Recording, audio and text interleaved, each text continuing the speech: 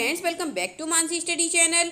दोस्तों, आज है 21 अक्टूबर 2023 और 21 अक्टूबर 2023 से रिलेटेड करंट अफेयर्स के जितने भी क्वेश्चन बन सकते हैं आज की क्लास में सारे क्वेश्चन को कवर करेंगे और हर क्वेश्चन से रिलेटेड इंपॉर्टेंट पॉइंट भी मैं आपको बताऊंगी। तो आप लोग पूरा क्लास बहुत ध्यान से देखिएगा। और दोस्तों, ये क्लास आपकी मॉर्निंग सुबह 7 AM पे डेली लाइव आती है। आप सभी लोग सुबह 7 बजे इस क्लास के लिए तैयार रहा करिए। इससे आपकी तैयारी करंट अफेयर्स में बेहतर होने वाली है। ठीक है दोस्तों, चलिए देरी न करते हुए आज के पहले क्वेश्चन पर आते हैं।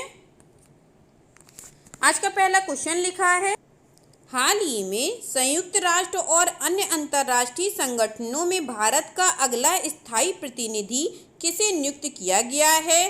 Who has recently been appointed as the next permanent representative of India to the United Nation and other international organisations? First option है विनय कुमार, सेकेंड ऑप्शन है सुरेश सिन्हा, थर्ड ऑप्शन है अरिदम बागची, फोर्थ ऑप्शन है इंद्रमणि पांडे।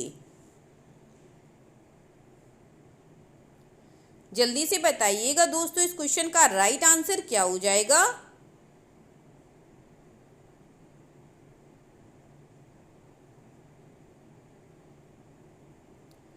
इस क्वेश्चन का जो राइट आंसर हो जाएगा friends, वह है हमारा ऑप्शन नंबर सी, अरिदम बागची। ठीक है दोस्तों, चलिए इस क्वेश्चन से रिलेटेड इंपॉर्टेंट पॉइंटों को पढ़ लेते हैं। अब अरिदम बागची को जिनेवा में संयुक्त राष्ट्र और अन्य अंतर्राष्ट्रीय संगठनों में भारत का अगला स्थायी प्रतिनिधि नियुक्त किया गया है। अरिदम बागची इंद्रमणि पांडे की जगह लेंगे। अरिदम बागची वर्तमान में विदेश मंत्रालय में अतिरिक्त सचिव के रूप में कार्यरत हैं। अरिदम बागची 1995 बैच के भारतीय विदेश सेवा अधिकारी हैं। अरिदम बागची मार्च 2021 से विदेश मंत्रालय में प्रवक्ता है। ठीक है दोस्तों, आगे बढ़ते हैं और नेक्स्ट क्वेश्चन देखते हैं।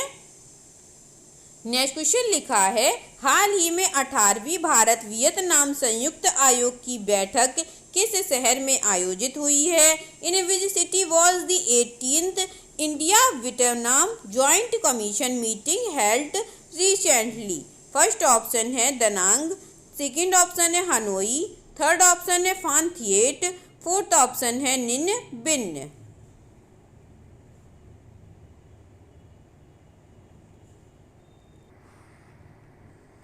जल्दी से बताइएगा दोस्तों, इस क्वेश्चन का राइट आंसर क्या हो जाएगा?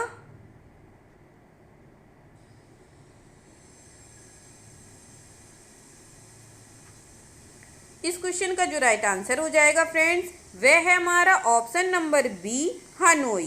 चलिए इस क्वेश्चन से रिलेटेड इंपॉर्टेंट पॉइंटों को पढ़ लेते हैं। 18वीं भारत वियतनाम संयुक्त आयोग की बैठक हनोई में आयोजित हुई है। इस बैठक की सह अध्यक्षता विदेश मंत्री डॉक्टर एस जयशंकर ने अपने वियतनामी समकक्ष बुई थान सोन के साथ की। इस बैठक के दौरान राजनीतिक, रक्षा और समुद्री सुरक्षा, न्यायिक, व्यापार और निवेश, ऊर्जा विकास, शिक्षा और प्रशिक्षण, विज्ञान और प्रौद्योगिकी और सांस्कृतिक क्षेत्रों में सहयोग पर विचार किया गया। इसके साथ ही डॉक्टर एस जयशंकर ने वियतनाम के विदेश मंत्री के साथ भारत और वियतनाम के बीच राजनयिक संबंधों के 50 साल पूरे होने पर स्मारक डाक टिकट भी जारी किया है। ठीक है दोस्तों, आगे बढ़ते हैं और नेक्स्ट क्वेश्चन देखते हैं। नेक्स्ट क्वेश्चन लिखा है, हाल ही में राष्ट्रीय सुरक्षा गार्ड NSG का 39वां स्थापना दिवस कब मनाया गया है? When was the 39th Rising Day of National Security Guard NSG celebrated recently? First option है 15 अक्टूबर को, सेकेंड ऑप्शन है 16 अक्टूबर को, थर्ड ऑप्शन है 17 अक्टूबर को, फोर्थ ऑप्शन है 18 अक्टूबर को। जल्दी से बताइएगा फ्रेंड्स, इस क्वेश्चन का राइट आंसर क्या हो जाएगा?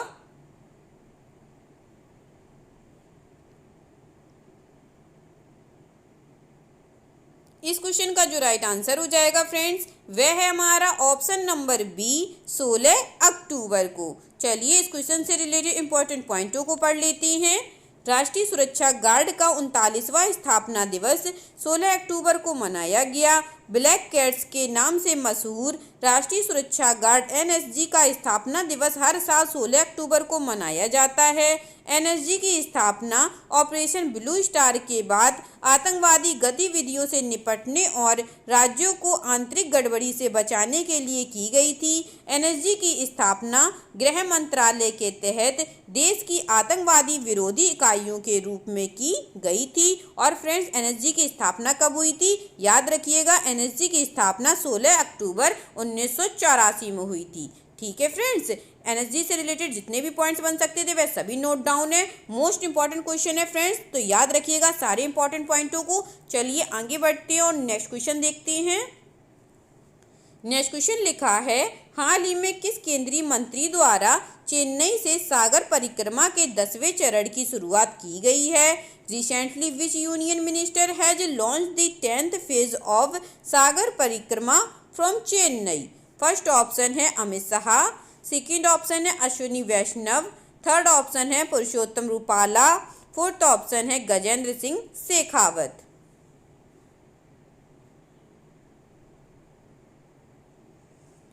जल्दी से बताइएगा दोस्तों, इस क्वेश्चन का राइट आंसर क्या हो जाएगा?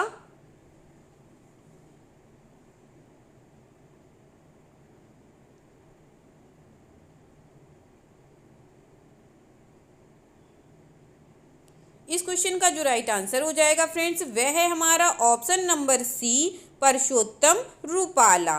चलिए इस क्वेश्चन से रिलेटेड इंपॉर्टेंट पॉइंटों को पढ़ेंगे।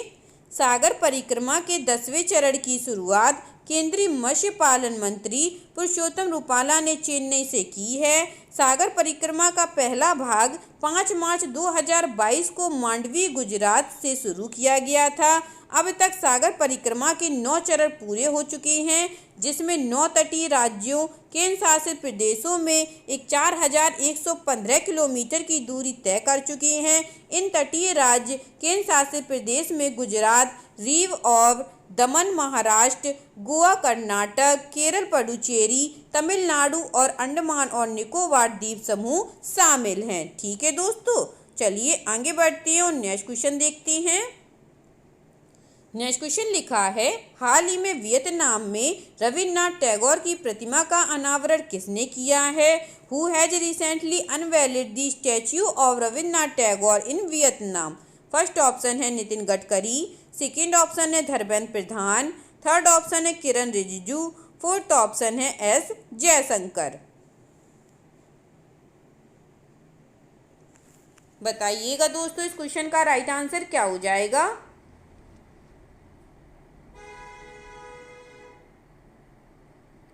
इस क्वेश्चन का जो राइट आंसर हो जाएगा फ्रेंड्स, वह है हमारा option number D, S Jaishankar. हाल ही में वियतनाम में रविन्द्रनाथ टैगोर जी की प्रतिमा का अनावरण एस जयशंकर जी ने किया है।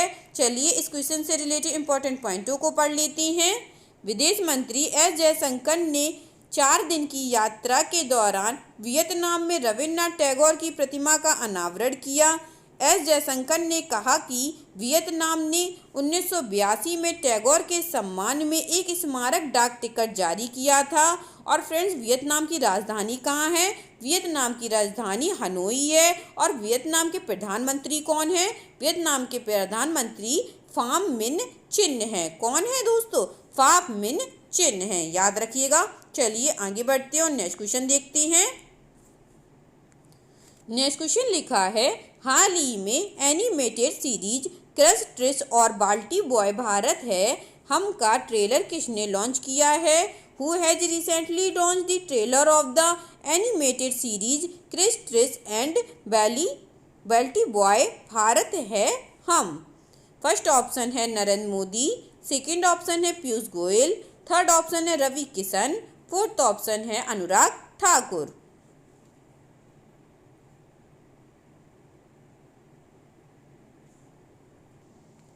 बताइएगा दोस्तों, इस क्वेश्चन का राइट आंसर क्या हो जाएगा?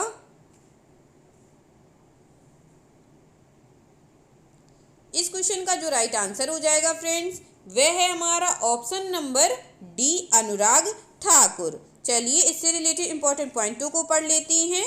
केंद्रीय मंत्री अनुराग ठाकुर ने एनिमेटेड श्रृंखला क्रश ट्रिश और बाल्टी बॉय भारत है हम का ट्रेलर लॉन्च किया।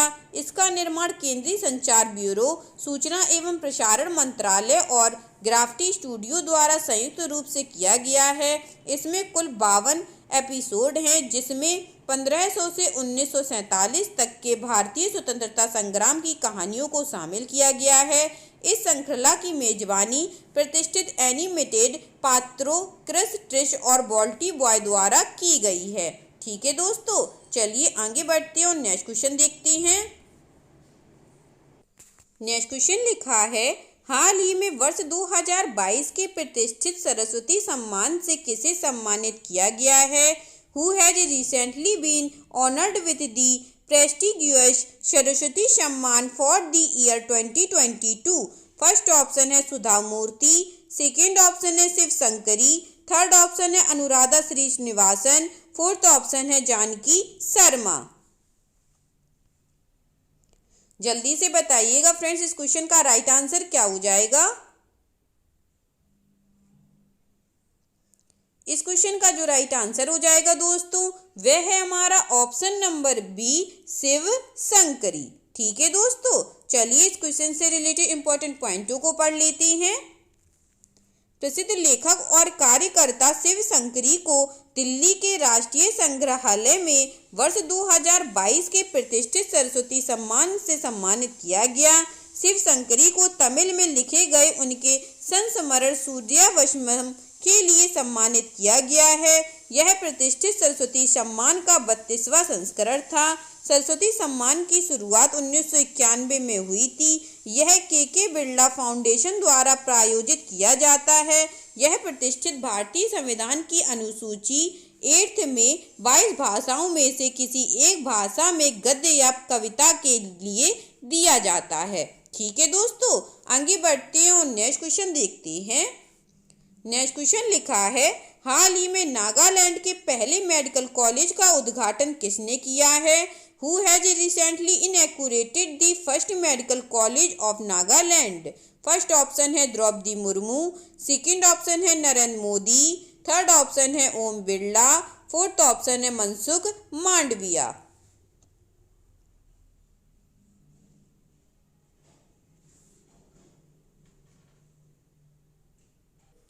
जल्दी से बताइएगा दोस्तों, इस क्वेश्चन का राइट आंसर क्या हो जाएगा? इस क्वेश्चन का जो राइट आंसर हो जाएगा फ्रेंड्स, वह है हमारा option number D, Mansukh Mandaviya. चलिए इस क्वेश्चन से रिलेटेड इंपॉर्टेंट पॉइंटों को पढ़ लेते हैं। केंद्रीय स्वास्थ्य मंत्री मनसुख मांडविया ने नागालैंड के पहले मेडिकल कॉलेज का उद्घाटन किया है। इस Nagaland institute of medical sciences and research का नागालैंड विश्वविद्यालय से संबंध है। इस मेडिकल कॉलेज में शैक्षणिक सत्र 2023-24 से 100 MBBS छात्रों को प्रवेश देने की अनुमति दी गई है। नागालैंड पूर्वोत्तर भारत में म्यांमार की सीमा से लगा हुआ एक राज्य है। ठीक है दोस्तों, चलिए आगे बढ़ते हैं और नेक्स्ट क्वेश्चन देखते हैं।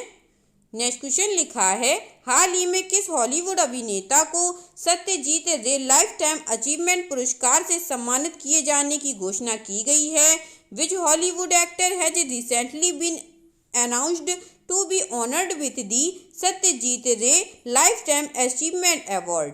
फर्स्ट ऑप्शन है विल स्मिथ, सेकेंड ऑप्शन है टॉम क्रूज, थर्ड ऑप्शन है माइकल डगलस, फोर्थ ऑप्शन है मॉर्गन फ्रीमैन।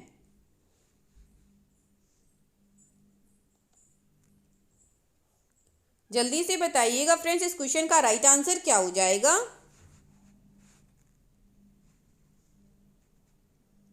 इस क्वेश्चन का जो राइट आंसर हो जाएगा दोस्तों, वह है हमारा option number C, Michael Douglas. हाल ही में माइकल डगलस, जो कि हॉलीवुड के अभिनेता हैं, इनको Satyajit Ray lifetime achievement पुरस्कार से सम्मानित किए जाने की घोषणा की गई है। चलिए इस क्वेश्चन से रिलेटेड इंपॉर्टेंट पॉइंटों को पढ़ लेते हैं। हॉलीवुड अभिनेता और निर्माता माइकल डगलस को 54वें भारतीय अंतर्राष्ट्रीय फिल्म महोत्सव में प्रतिष्ठित Satyajit Ray lifetime achievement पुरस्कार से सम्मानित किया जाएगा। हॉलीवुड अभिनेता माइकल डगलस ने अपने करियर के दौरान 2 अकादमी पुरस्कार, 5 गोल्डन ग्लोब पुरस्कार और 1 एमी पुरस्कार जीता है।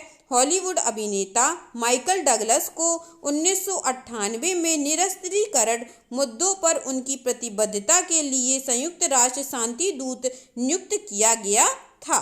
ठीक है दोस्तों, चलिए आगे बढ़ते हैं और आज का लास्ट क्वेश्चन देखते हैं। आज का लास्ट क्वेश्चन लिखा है, हाल ही में भारतीय रिजर्व बैंक ने नियामक दिशा निर्देशों का पालन करने में नाकाम रहने पर किस पेमेंट बैंक पर 5.39 करोड़ रुपए का जुर्माना लगाया है? Recently reserve bank of India has imposed a fine of rate 5.39 crore on which payment bank for failing to comply with regulatory guidelines। First option है Fino payment bank, second option है Airtel payment bank, third option है Jio payment bank, fourth option है Paytm payment bank. बताइएगा friends इस question का right answer क्या हो जाएगा।